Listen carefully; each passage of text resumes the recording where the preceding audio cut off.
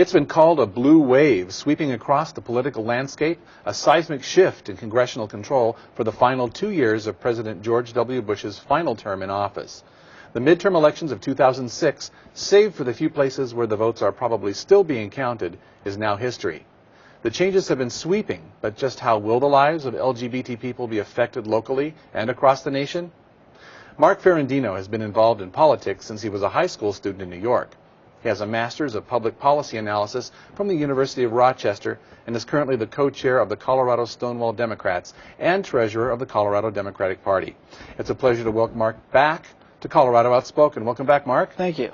And before we get started, I can't help but notice the interesting color of your tie. It's an interesting choice considering the recent changes in the political landscape. Yeah, you know, but Bush the other day was wearing a blue tie, so I figured I can give him some, points and wear a red tie to be nice to him. You guys for call once. each other for the dressing tips and the blue shirt at least. Okay, yeah, exactly, blue suit, blue shirt. Well, looking back at the midterm elections, it seemed that the war in Iraq and just general dissatisfaction with President Bush were apparently the big factors in the bluing of America. But what about the social issues? I'm wondering, where were those family values voters this time, the ones that colored the nation so red in 2004? Well, I think there were a lot, when you look at where the polls came out, the exit polls of what people were really concerned about, the number one issue was Iraq. People were concerned about the war, and a lot of people went out to vote on that. You look, I think it was about 30% of evangelical white Christians actually voted for Democratic candidates. So there is a shift going on, and I think some of it is we have some great candidates out there who are speaking to the issues people cared about, like health care, how do we deal with minimum wage and things like that, that allowed people to, it's the pocketbook issues. It wasn't the social issues that really made people vote Democratic. And the war in Iraq, I think, was one of the biggest issues, that people were not happy with the way things are going. They didn't want to continue the stay-the-course strategy that the Bush administration is currently on, and was looking for ways to change. Well, so many people in 2004 said that it was the values issues, the social issues that drove them in their vote in 2004. And are you saying that was different this time? It was more just the war? I think the war is what made people go out and vote. It's during a midterm election, voter turnout usually is a lower rate than during a presidential, just because it has less. People are less enthusiastic about maybe your senator, your House race, your governor. The presidential really gets a lot of people active. Where here, I think you had a lot of people who were passionate on the Iraq war and the other issues, and so they went out to vote, and that was really, you definitely have people who thought that the moral issues on both sides and the social issues, with all the referendums throughout the states in the nation. So yeah, well, and maybe their voting machine wasn't working. Maybe exactly. It could have been a mechanical influence on the turnout. But now that it's all over, with looking out across America, I mean, as you look at it, what are some of the races and issues nationwide that you think, after the results are in now, are really going to change people's lives? What difference are we going to see in our lives now? Well, I think what you're going to see now that we have a Democratic U.S. Senate and a Democratic House. You're going to see one of the biggest things for our community is you will not probably see the reintroduction of a federal marriage amendment. The Republicans have been pushing that every year. They have not gotten it through the House or the Senate. I think actually they got it through not by actually they need supermajority. They passed it by majority, but not a supermajority.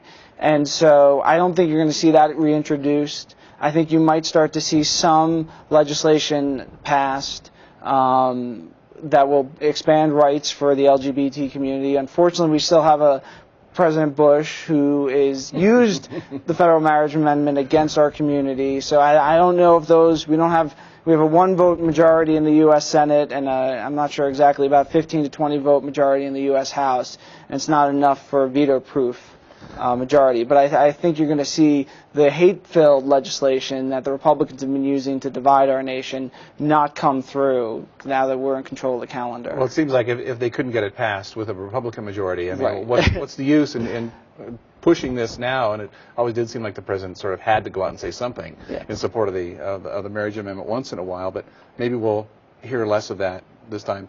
But is there an overall impact that the shift in political power you think is going to have on the lives of LGBT people?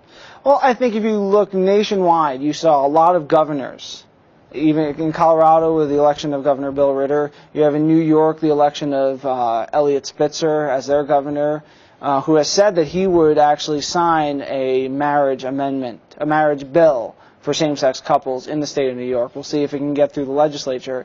But you have Democrats winning state houses, state governorships, that, you know, that's really where the impact, for the most part, is on our community. And you're going to start to see more progressive, more LGBT-friendly legislation through a lot of those state houses. Yeah, maybe more of a grassroots at the state level kinds of things that can happen. You're talking about New York. That might be an example of that. And New Jersey recently, you know, we're seeing things happen. Maybe a more friendly community for things like that to keep happening. And speaking of marriage equality and domestic partnerships, and no, we're not really going to get into Colorado's referendum I and Amendment 43.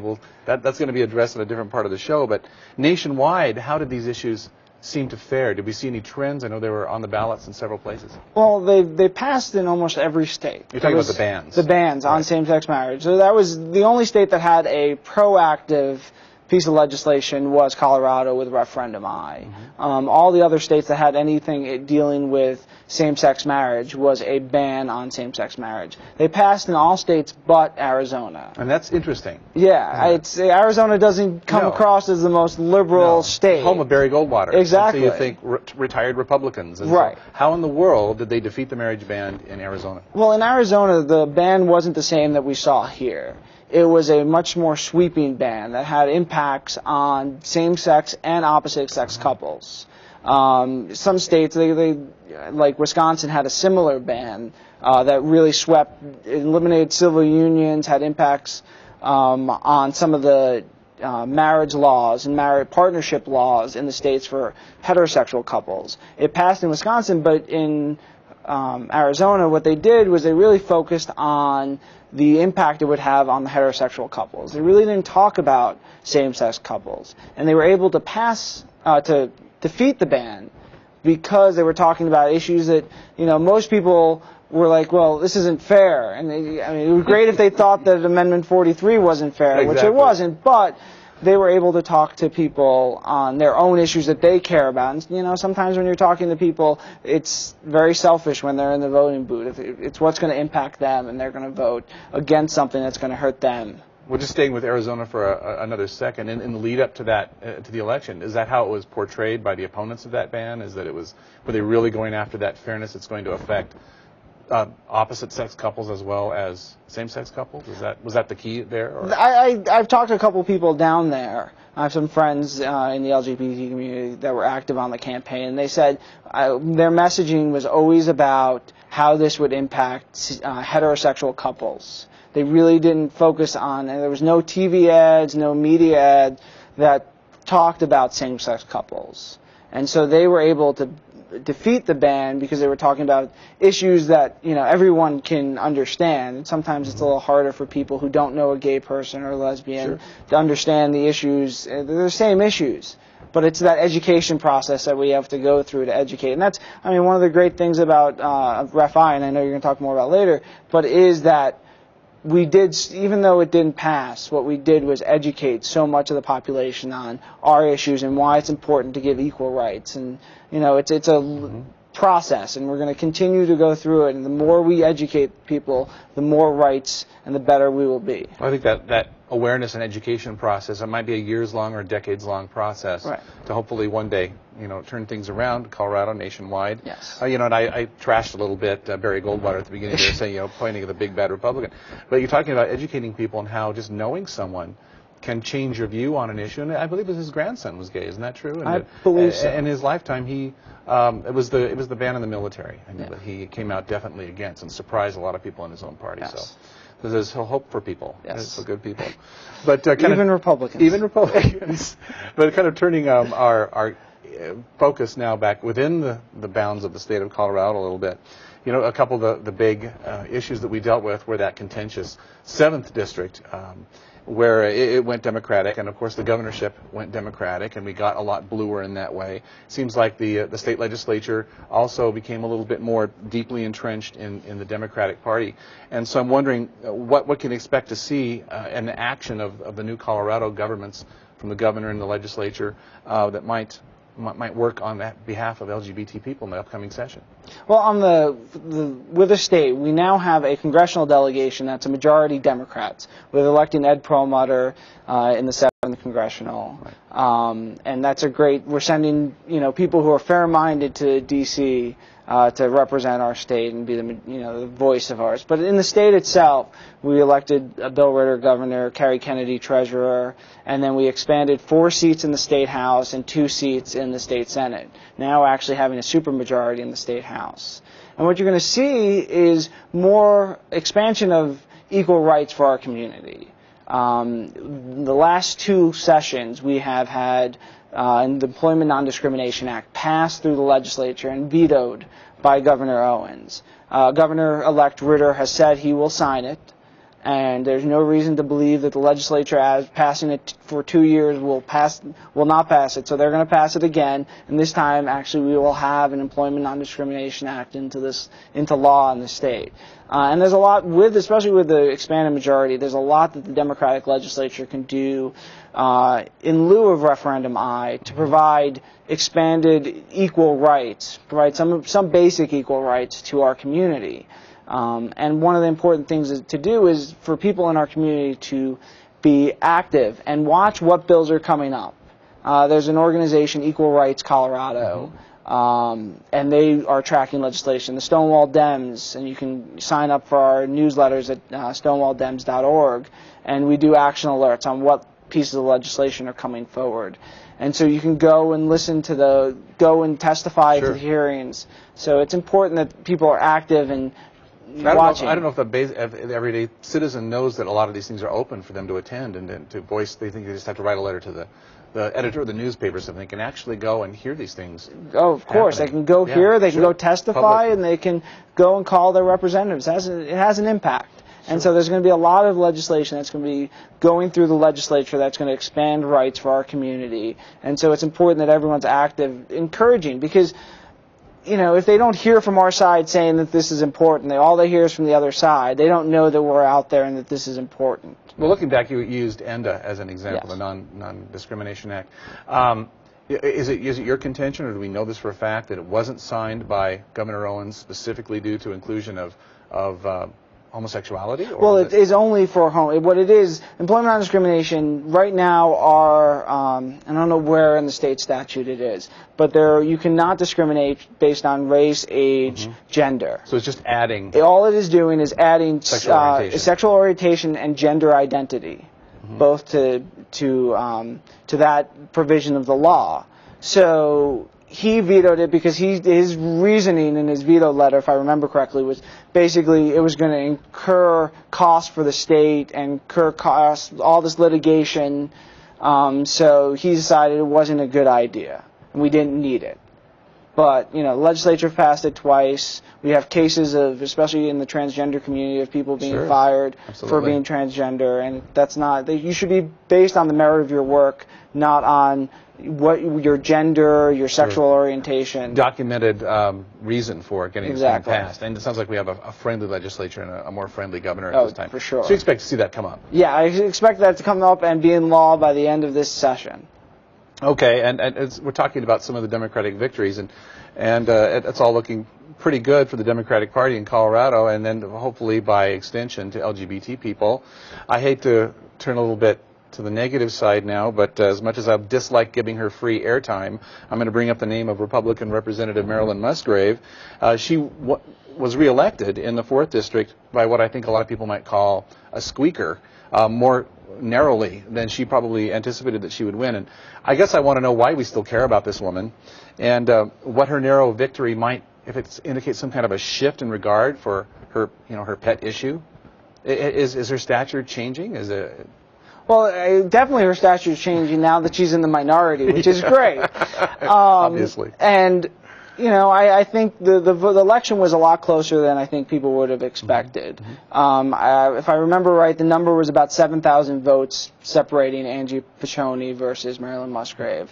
And unfortunately, Angie didn't pull it through. But the Republicans had to spend a lot of money bashing Angie to try and win this race. Marilyn never ran on her record. She ran against Angie. She never, if you saw any of the ads, they were always bashing Angie. Sure. And so, I think on her pet issue, which is the amendment on federal marriage amendment, is, I think what you saw is a lot of people, and what Angie Petroni was able to do in that race is say, Marilyn's not representing the district. She's a one-issue candidate, and I think that affected people.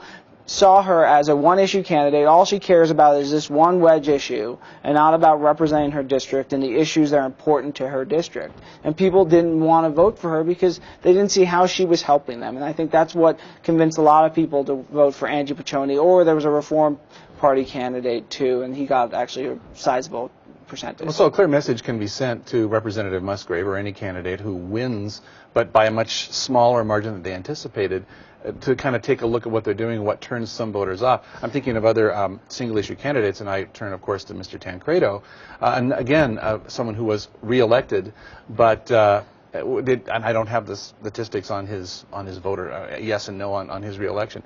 Is he feeling the same kind of thing that Musgrave is on the immigration issue? Yeah, and he won by a little more of a margin. That's a really tough district, but I think the entire Republican Party is reassessing where they are, what issues are important to them. I think in Colorado has been a great example, and this is in 2004 and 2006, is the Democratic Party won by talking about issues that people cared about.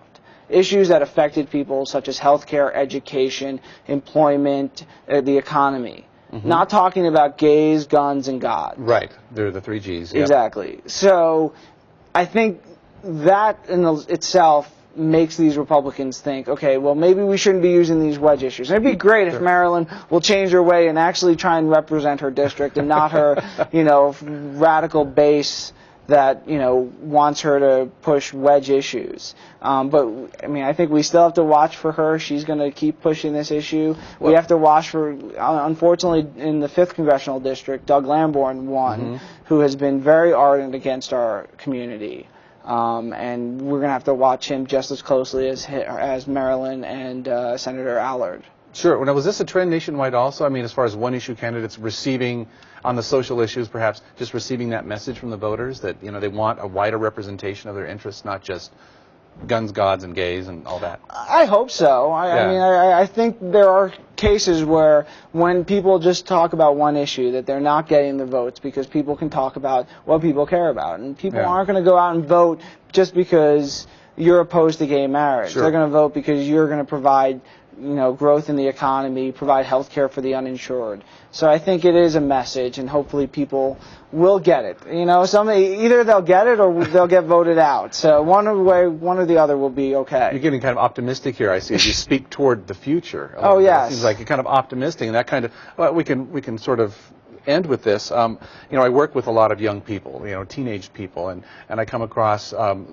gay teenagers and straight teenagers, and when I ask them about these issues, LGBT issues in their lives, and they really don't care. They're really much more affirming and accepting and open-minded. And so what's next? How optimistic are you about what's to come in future years and decades? Where are we going? Well, I think what you say is really apropos. It's important because when you look at the underlying poll numbers by demographics, by age groups, the younger people have no issue with this. They partly probably to pop culture and the media who've been able, and people coming out too. They've had an entirely different experience of sexuality issues, and it's no big deal. Right. They don't see anything difference between a gay person and a straight person, where it was much more taboo. So I think in the future, it's not a matter of if gay marriage and same-sex marriage will become law. It's a matter of when. When.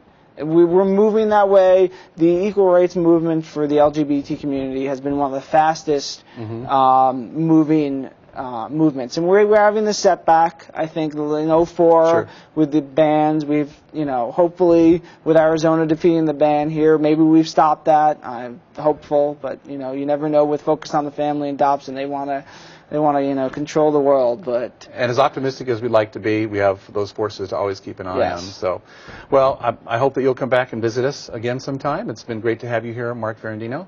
Thank you very much. Thank you for joining us, and thank you. Thanks.